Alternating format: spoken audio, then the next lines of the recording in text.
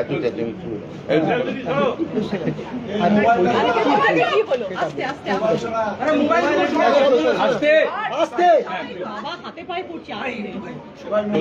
না, এক বৈঠক কেন হয়েছে সেটা ফার্স্টে বুঝতে হবে। মাননীয় মুখ্যমন্ত্রী মমতা বন্দ্যোপাধ্যায় তিনি যোগ্য বঞ্চিতদের যাতে চাকরি থাকে মহামান্য সুপ্রিম কোর্টের রায়ের পরে সে ব্যাপারে আইনি প্রতিরক্ষা দেওয়ার কথা এবং আইনি যাতে সহযোগিতা সমস্ত যোগ্য বঞ্চিত শিক্ষক পান সে ব্যাপারে তিনি নেতাজি ইন্ডোরের দিন ঘোষণা করেছেন। সেই মোতাবেক আজকে আমরা বিকাশ ভবনে ওনারা আমাদের সঙ্গে বসতে চেয়েছিলেন। ওরা চিঠি লিখে একটা আবেদন করেন এবং সেই তার পরিপ্রেক্ষিতে আজকে বৈঠক হয়েছে। ওরা বেশ কিছু দাবি আমাদের কাছে করেছেন। আমার ধারণা সেই দাবিগুলো বা কী দাবি দেওয়া সেটা ইতিমধ্যেই আপনাদের কাছে ওরা আপনাদের মিটিংয়ের ফলাফল এক প্রশ্ন আপনাদের জানিয়েছে।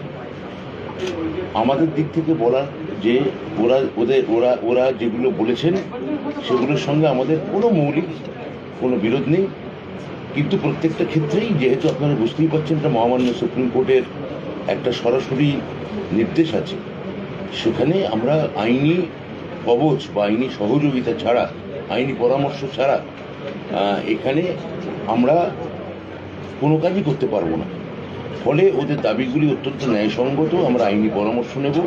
প্রথম যেটা ওরা দাবি করেছেন, এক সেটা হচ্ছে যে যোগ্য এবং অযোগ্য এর তালিকা এসএসসি যেন প্রকাশ করে। আমি গতকালও যেটা আপনাদের বলেছিলাম, এটা এসএসসি কাছে অবশ্যই এই তথ্য আছে সিবিআই এর দেওয়া তথ্যের ভিত্তিতে, এবং সেটা এসএসসি 3 বার এফিডেভিট দিয়ে আদালতে জানিয়েছে।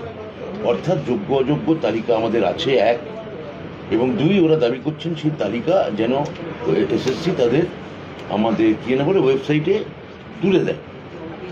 এবার এখানে আমাদের তাতেও আপত্তি নেই, কোনো অসুবিধা নেই। আমি এসএসসিকে জিজ্ঞেস করেছি, এসএসসির চেয়ারম্যান ওখানে আছে, এসএসসিরও কোনো অসুবিধা নেই। সিবিআই থেকে প্রাপ্ত তালিকা যোগ্য অযোগ্য যেটা তাদের হাতে আছে তারা তুলে দিতে পারেন, এবং সেখানে কোনো সমস্যা নেই যদি আইনি পরামর্শ আমরা ইতিবাচক পাই। এই মূল দুটি দাবি ওরা আমাদের কাছে করেছিলেন। তার পরিপ্রেক্ষিতে এই কথা আমি এখন আপনাদের জানালাম। আপনাদের যদি আর কিছু প্রশ্ন থাকে সেটা আপনারা করতে পারেন। আনুমানিকভাবে আইনি পরামর্শ চাওয়া হচ্ছে। আমার মনে হচ্ছে সপ্তাহ দুয়েকের মধ্যেই আমরা এর একটা নিষ্পত্তি করতে পারবো। ওরা বলছিল 21 তারিখে আপনারা এই ওএমআর যোগ্য অযোগ্যের তালিকা প্রকাশ করবেন। তাহলে আজকে যদি 10 তারিখ হয় আর 21 তারিখ যদি আর 11 দিন পরে হয়, আর আমার বলে যদি 2 সপ্তাহ হয়, তাহলে 2 সপ্তাহ থেকে 14 দিন থেকে 2 সপ্তাহ মানে যদি 14 দিন হয়, তার থেকে যদি 3 দিন কমান তাহলে সেটা হচ্ছে যোগ্য অযোগ্য তালিকা যখন আপনার কাছে ছিল তাহলে এত সময় লাগলো কেন? কোনো সময় লাগেনি, দিয়েছে। আমি তো বারবার করে বলছি এটা একটা তৈরি করার, আমাদের বিরোধী দলের তৈরি করার ন্যারেটিভ। আপনারা সেই ন্যারেটিভে পা দেবেন না অনুগ্রহ করে। আমি বলছি আপনাদের ওরা বলছে মিরর ইমেজ প্রকাশ করা। হ্যাঁ, মিরর ইমেজ, সেটাও আমরা আইনি পরামর্শ নেব। সেটা যদি সম্ভব হয় আমরা তুলে দিতে কোনো অসুবিধা নেই। যেটা সিবিআই রিকভার করেছে ওইটা তো? হ্যাঁ, অবশ্যই তুলে দিতে পারি।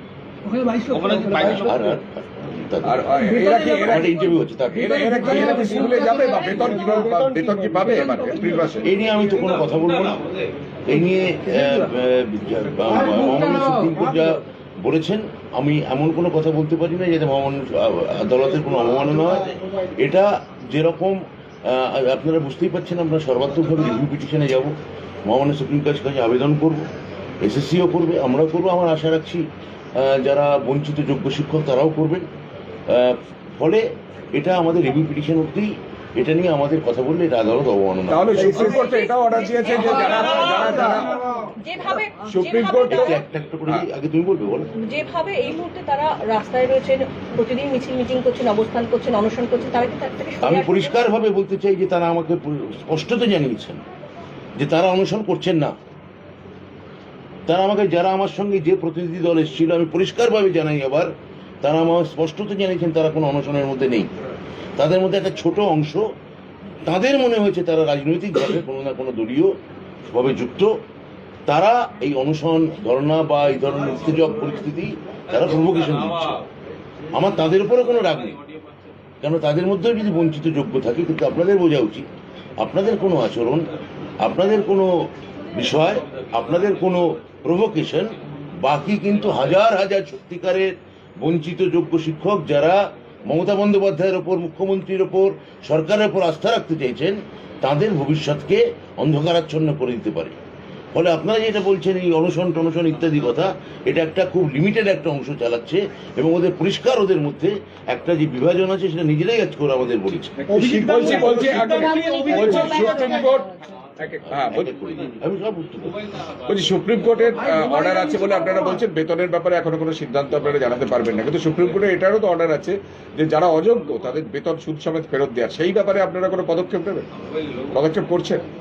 দেখুন, রিভিউ পিটিশনের জন্য আমরা ওয়েট করব এবং ইতিমধ্যে আমরা এটাও বলেছি আমরা ক্লারিফিকেশনে গেছি।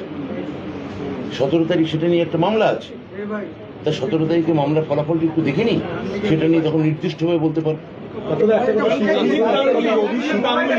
আজকে গিয়েছিলেন চাকরি প্রার্থীদের আন্দোলনের জায়গায় এসএসসি ভবনের ওখানে, তাকে গো ব্যাক স্লোগান শুনতে হয়েছে, কি বলবেন?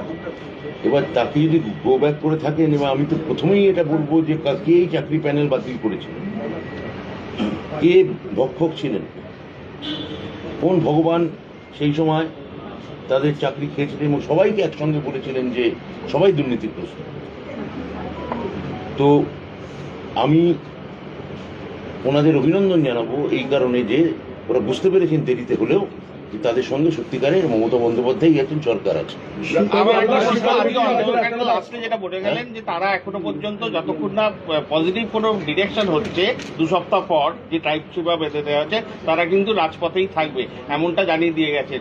এই বিষয়ে সেটা আমিও তো ওদের সঙ্গে সহমত, আমি ওদের সঙ্গে একমত যে যেটা আমরা প্রতিশ্রুতি দিয়েছি তা যদি রাখতে না পারি, তা যদি ভুয়ো বলে পরিগণিত হয়, তাহলে তো সত্যিই তাদের আন্দোলন থাকা উচিত। কিন্তু আমি তাদের কাছে দাবি করব, যতক্ষণ আবেদন করব যে যতক্ষণ আপনারা আমাদের সঙ্গে আলোচনায় আছেন, যে দাবিগুলো আপনারা করেছেন, আমরা যেটা পরিপ্রেক্ষিতে বলেছি আমরা আইনি পরামর্শ নিয়ে এগুলো প্রত্যেকটি রাখার চেষ্টা করব, সেই সময়সীমাটা অবধি দেখে নিন, অর্থাৎ 21 তারিখ আপনাদের কথা অনুযায়ী। না হলে সমীচীন বলে আমি মনে করি, কিন্তু ওরা আন্দোলন করবেন কি করবেন না সেটা আমি আবেদন করতে পারি। আমি শেষ না করলে আমি চলবো। রিভিউ পিটিশনে কবে যাচ্ছেন বা সরকারের পক্ষ থেকে বা এসএসসি এটা কি ঠিক বলছেন তারা কবে যাবেন? দেখুন, রিভিউ পিটিশনে তো আমরা যাবো, এখানে আমরা যত দ্রুত সম্ভবই হয়তো আমরা যাবো। শিক্ষক প্রতিনিধি এসে বলে গেলেন স্কুলে আমি ওদের ফিরতে বলেছি, বিশেষত যোগ্য যারা আছেন, আমি আবার বলছি, আপনাদের মাধ্যমেও বলছি, আপনারা স্কুলে যান, স্কুলের সঙ্গে বিলঙ্গিং, স্কুলের সঙ্গে পজিশন, আপনারা যদি সত্যিই যোগ্য হন, আপনারা অবশ্যই যোগ্য, আপনারা তাহলে স্কুলের সঙ্গে যোগাযোগ বিচ্ছিন্ন করবেন না। কেননা এই যে ছেলে মেয়েগুলি তাদের ক্লাস নিন, তাদের আপনাদের থাকার মধ্যে দিয়ে একটা কিন্তু সামাজিক যোগ্যতা অযোগ্যতার একটা মূল্যমান একটা নির্ণয় হয়। সুপ্রিম কোর্টের একটা জানি না উনি ডাইরেক্টিভ বলবেন কি? এসে বলে গেলেন এসএসসির কাছে দেওয়া যে হার্ড ডিস্কটা আছে যেটা এসএসসি হারিয়ে ফেলেছে, মানে তার জন্য সিবিআই কাছ থেকে নিতে হবে, কেন হলো? প্রথম কথা হচ্ছে যে সেটা এসএসসি চেয়ারম্যান বলবেন কি করে, কেননা উনি এসছেন 2022 সালে, তার আগে এসএসসি কি হারিয়ে ফেলেছে কি ফেলেছে কি ফেলেনি তার জবাব দিয়ে করতে উনি বাধ্য নন। তো সেটা ওনারাও জানেন, আমাদের এসএসসি চেয়ারম্যান সেটাই ওদের বলেছে। সার্ভিসের জন্য সুপ্রিম কোর্ট একটা ডাইরেক্টিভ দিয়েছিল, সরকার কি পদক্ষেপ করছে 2 মাসের মধ্যে ওদের নিজ নিজ স্থানে ফেরত দেওয়ার? সেটা আমি বললাম যে 17 তারিখে যে এটা তো মধ্যশিক্ষা পর্ষদ এখানে দাঁড়িয়ে আছেন সভাপতি, তিনি তো একটা এসএলপি করেছেন এবং সেটা 17 তারিখ হিয়ারিং হওয়ার কথা। তো আমি সব পক্ষকেই বলবো যে 17 তারিখ কিন্তু ওরা এটাও বলেছেন আপনাদের কাছে যে 17 তারিখ কারা কারা গিয়ে ওদের এই মধ্যশিক্ষা পর্ষদের বিরোধিতা করছেন, তার মধ্যে দিয়ে প্রমাণ হয়ে যাবে যে রাজনৈতিক কুম্ভীরাশ্রু কারা কারা ফেলছে। মধ্যশিক্ষা পর্ষদের অ্যাপিলে কারা বিরুদ্ধে দাঁড়াচ্ছেন সেটা কিন্তু রাজ্যবাসীও বুঝতে পারবেন, কারা সত্যি চায় এই চাকরিটা যোগ্যদের থাকুক, এমন কিন্তু যোগ্যদেরও চাকরিতে বাতিল হয়ে যাক, সেটাই বা কারা চায়, তখন একদম দুধ কা দুধ পানি কা পানি 17 তারিখের হিয়ারিংয়ে কারা কোর্টে আমাদের বিরুদ্ধে অ্যাপিয়ার করছেন তার দ্বারা প্রমাণিত হবে। জাস্ট আমার একটা লাস্ট প্রশ্ন, মানে ওটা এসএসসি চেয়ারম্যানের প্রশ্ন, আপনি যদি বলেন যে এই যে যোগ্যদের তালিকা যেটা প্রকাশ করবে বলছেন, হ্যাঁ, সেই তালিকাটা কোর্টকে কনভিন্স করানো গেল না কেন? এই শুধুমাত্র যোগ্যদের তালিকা কোর্ট কেন কনভিন্সড হলেন না? হ্যাঁ, কোর্ট তো নিজে, মহামান্য সুপ্রিম কোর্ট নিজে তো টেন্টেড আনটেন্টেড কথাগুলো লিখেছেন। তাহলে তারপর মহামান্য আদালত কি সত্যি মানে ভেবেছেন বা না ভেবেছেন, কেন তিনি সন্তুষ্ট হননি বা হতে পারেননি, সেটা নিয়ে তো মানে আমরা বলতে পারি না। রিভিউতে সম্ভব সেটা, মানে আপনারা মানে আমরা আশাবাদী রিভিউটা যাতে অভ্রান্ত এবং নিশ্চিত হয়, যাতে এরা সত্যি যোগ্য বঞ্চিতরা যে তাদের মর্যাদা পান, সেটা ব্যাপারে আমরা খুবই আশাবাদী। বলছি একই তথ্য দিয়ে রিভিউতে সম্ভব এসএসসি চেয়ারম্যানকে? হ্যাঁ, একটি প্রশ্ন, যে আপনারা একদিকে আলোচনা, সমস্যার সমাধান শুরু হওয়ার কথা বলছেন, বারবার করে বলছেন যে ভাইকে ধৈর্য ধরার কথা বলছেন, সেখানে দাঁড়িয়ে প্রত্যেক নিরন্তর বিরোধী রাজনৈতিক দল তারা আপনাদের বিরুদ্ধে অভিযোগ করছেন, সমস্ত ব্যর্থতার দায় আপনাদের পথে নামছেন, বিক্ষোভ আন্দোলন করছেন, তাদের জন্য কোনো বার্তা দেবেন যে তাদেরও ধৈর্য ধরা প্রয়োজন, যে আপনারা বিরোধীরা আমাদের কথা শুনবেন না। মমতা বন্দ্যোপাধ্যায় জয় দেখতে দেখতে এবং 26 সালে জয় এতটাই নিশ্চিত হয়ে আছে, বিরোধীদের গা জ্বলছে। বিরোধীরা ভাবছেন যে কোনোভাবে যদি এই 26,000কে বলি দিয়ে যদি রাজ্যে একটা অপ্রীতিকর রাজ্যে একটা সিচুয়েশন তৈরি করা যায়। কিন্তু আমি আবার ওনাদের কাছে অনুরোধ করব, যদিও আমি জানি চোরানাথ শোনে ধর্মের কাহিনী, হ্যাঁ, কিন্তু এটা আমি অনুরোধ করব ওদের কাছে যে দেখুন, বাংলা একটা কথা আছে, ভাত দেওয়ার নাম নেই কিল মারার গোসাই। হ্যাঁ, তো এই কিল মারার গোসাই আপনারা অন্তত হবেন না। আপনারা আপনাদের রাজনীতি আপনাদের মতো করুন, কিন্তু আমরা যখন এই শেষ মুহূর্তে ওদের একটা অক্সিজেন দিয়ে, ওদের খড়কুটো দিয়ে কোনোভাবে যাতে ওরা ওদের হৃতমর্যাদা ফিরে পায়, সেই চেষ্টা চালাচ্ছেন, তখন আপনারা চাইছেন যে ওরা যেন আন্দোলন করে, ওরা যেন পারলে রিভিউ পিটিশন না করে রাস্তাতেই থাকে, আপনারা সেই দিকে ওদের নিয়ে যেতে চাইছেন বিভ্রান্ত করে। কিন্তু আমরা এনাদের যোগ্য বঞ্চিত শিক্ষকদের আইনি প্রতিরক্ষা দেওয়ার ব্যাপারে বদ্ধপরিকর, কেননা মুখ্যমন্ত্রী মমতা বন্দ্যোপাধ্যায় নেতাজি ইন্ডোরের বৈঠকে যা বলেছেন সেই মোতাবেক আমরা এগিয়ে যাচ্ছি।